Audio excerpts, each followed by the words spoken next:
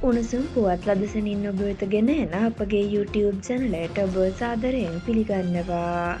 මෙන්න දැන් ලැබුණු තවත් උණුසුම් පුවතක්. බලශක්ති අර්බුදය හමුවේ රජයේ වියදම් පාලනය කිරීම සඳහා මැති ඇමතිවරුන් ඇතුළු රාජ්‍ය නිලධාරීන්ට ඉන්ධන නිකුත් කිරීමේදී පනවා තිබූ සීමා ඉවත් කර තිබෙනවා.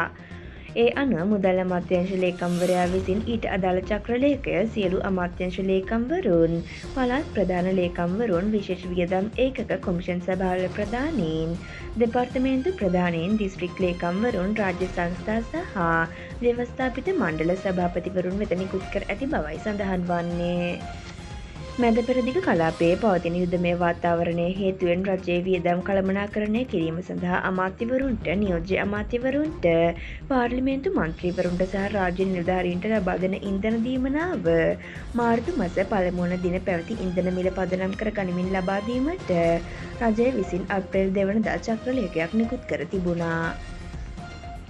මෙවන් උණුසුම් පුවත් අදසනින් දැන ගැනීම සඳහා අපගේ YouTube චැනලය සබ්ස්ක්‍රයිබ් කර බෙල් අයිකනය ක්‍රියාත්මක කරන්න.